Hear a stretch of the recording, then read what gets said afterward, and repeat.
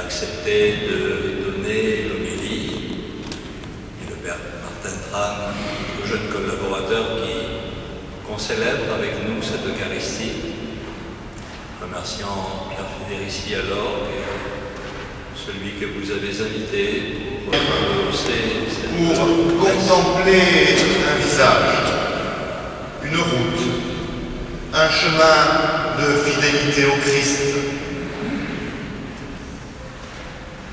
Vous comme moi savons combien l'histoire est complexe,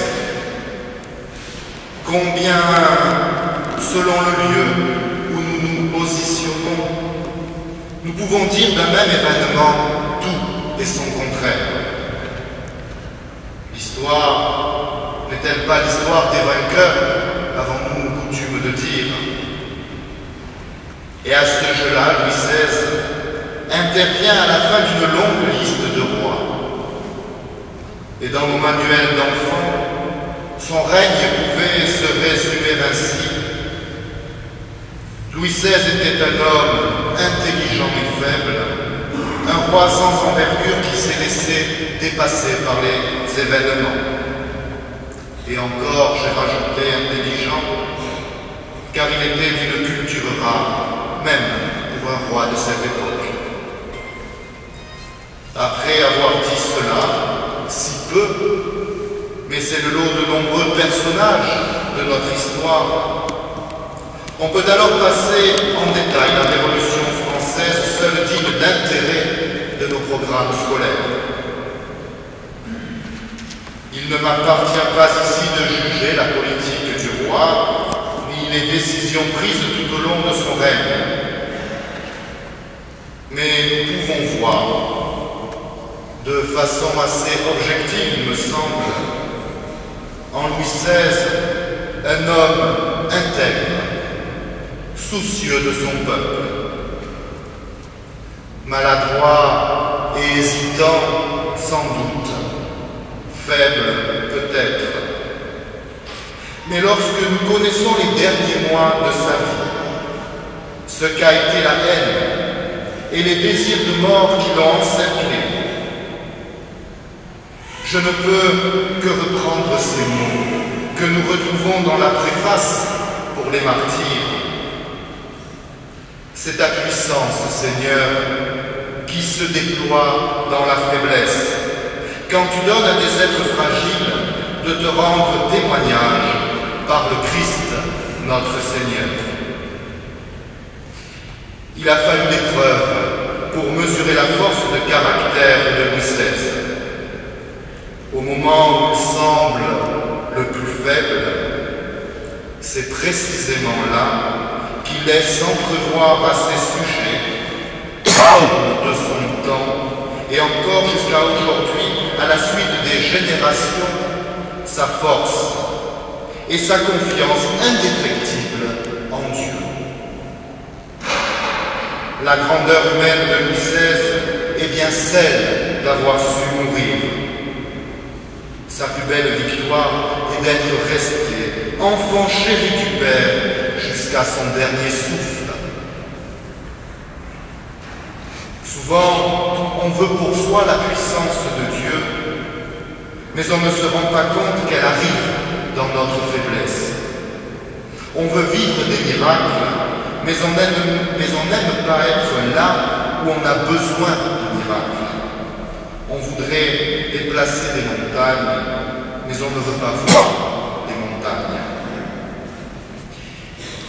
Louis XVI nous apprend par son martyre à méditer la phrase de saint Paul « Quand je suis faible, c'est alors que je suis fort ». La force de Dieu en moi, c'est la vie, sa vie, la vie de la force en moi vaut bien plus que ce que je suis capable de faire par mes propres forces. Quand je ne peux rien faire de moi-même, Dieu prend le contrôle, et ce qui doit être fait est fait tellement plus parfaitement que si je ne l'avais fait moi-même. Sans doute connaissez-vous le texte d'Albert Camus, étonnant, que j'ai découvert quelques semaines. Camus s'émerveille du courage et de la conscience de Louis XVI d'être plus que lui-même, la volonté du roi d'être un témoin pour notre histoire de France, un témoin de la foi chrétienne. Je cite Camus dans L'Homme révolté. À partir du moment où il soupçonne ou connaît son sort, Louis XVI semble s'identifier, son langage le montre, à sa mission divine, pour qu'il soit bien dit que l'attentat contre sa personne vise le roi Christ, l'incarnation divine, et non la chair effrayée de l'homme. Étonnant lorsque l'on connaît Camus. Pour cela, frères et sœurs, nous avons écouté l'évangile des béatitudes, car c'est bien à ce bouleversement que tous nous sommes appelés. La puissance de Dieu n'est pas celle des hommes, la faiblesse des hommes est la force de Dieu. Celui qui a Dieu à ses côtés, qui reste cramponné au Christ, n'a rien à craindre des insultes et des crachats. Dieu le couvre de son ombre, l'Esprit Saint repose sur lui. Mais cela n'est valable que dans l'ordre de la foi. À vue humaine, la mort d'un homme sur l'échafaud est un échec, tout autant que celle du Christ sur la croix. Citons une nouvelle fois Camus, pour mieux affirmer encore ce lien sacré. Son confesseur le soutient dans sa défaillance, en lui rappelant sa ressemblance avec le Dieu de douleur. Et Louis XVI alors se reprend, en reprenant le langage de ce Dieu. Je boirai, dit-il, le calice jusqu'à la nuit. Puis il se laisse aller frémissant aux mains ignobles du bourreau. En ce sens, nous pouvons parler de martyrs chrétiens en faisant mémoire de la mort de Louis XVI. Le martyre chrétien est exclusivement un acte d'amour envers Dieu et envers les hommes, y compris les persécuteurs, rappelait le pape Benoît XVI lors d'un Angélus. Cette définition donnée par le Saint-Père nous aide à comprendre le sens des martyrs chrétiens qui se sont produits tout au long de l'histoire et qui se poursuivent toujours dans de nombreuses parties du monde, encore aujourd'hui. Enfin, et ce n'est pas banal, je voudrais terminer en laissant la parole à Charles-Henri Sanson, le bourreau qui décapita Louis XVI le 21 janvier 1993 et qui rétablit la vérité quant au courage du roi sur l'échafaud quelque temps après. Peuple, je meurs innocent. Se tournant vers nous, il nous dit: Messieurs, je suis innocent de tout ce qu'on m'inculpe. Je souhaite que mon sang puisse cimenter le bonheur des Français. Il a soutenu tout cela avec un sang-froid et une fermeté qui nous a tous étonnés. Je reste très convaincu qu'il avait puisé cette fermeté dans les principes de la religion, dont personne ne paraissait plus pénétré et plus persuadé que lui, nous dit Sanson.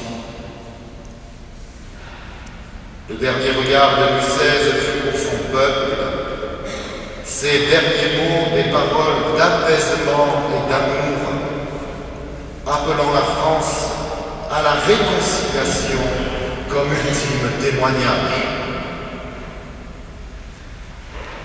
Nous ne sommes pas ici réunis pour nous substituer à l'Église et déclarer à sa place la sainteté de Louis XVI. Cependant, l'exemple du roi, la force face aux épreuves qui furent les siennes, sa détermination à rester fidèle au Christ, nous invite à rester fermes dans la foi et à nous émerveiller de l'Esprit de Dieu qui agit en tout homme, des plus grands aux plus petits, s'ils mettent au centre de leur vie la croix du Christ. Extrait de l'œuvre révoltée d'Albert Camus. Le 21 janvier, avec le meurtre du roi prêtre, s'achève ce qu'on a appelé significativement la passion de Louis XVI. Certes, c'est un répugnant scandale d'avoir présenté comme un grand moment de notre histoire l'assassinat public d'un homme faible et bon. Cet échafaud ne marque pas le sommet, il s'en faut. Il reste au moins que, par ses attendus et ses conséquences, le jugement du roi est la charnière de notre histoire contemporaine. Il symbolise la désacralisation de cette histoire et la désincarnation du Dieu chrétien. Dieu, jusqu'ici, se mêlait à l'histoire par les rois. Mais on tue son représentant historique. Il n'y a plus de roi. Il n'y a donc plus qu'une apparence de Dieu, reléguée dans le ciel des principes. Les révolutionnaires peuvent se réclamer de l'Évangile.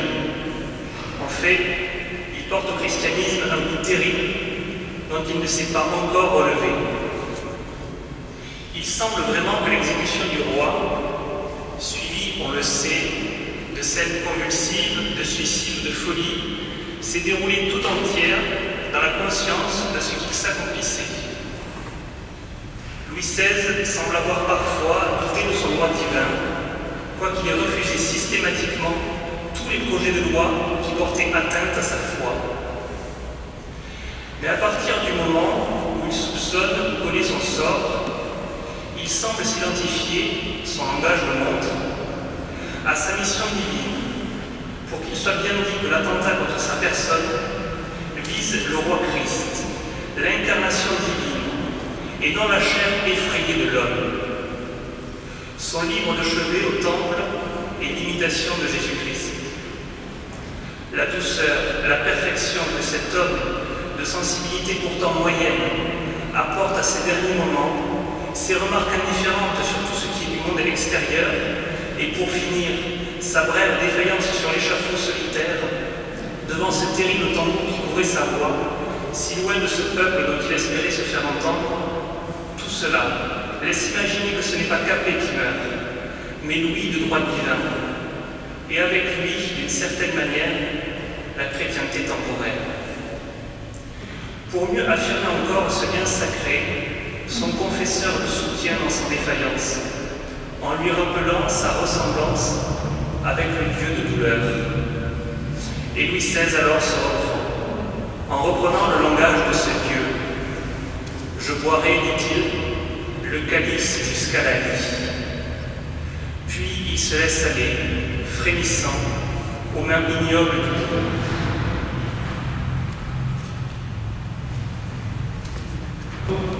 Ressuscité dans la gloire, et nous te supplions pour Louis, ton serviteur, fais que purifié par la Pâque du Christ, il est en partage la gloire des élus, quand viendra l'heure de la résurrection, par Jésus le Christ, notre Seigneur.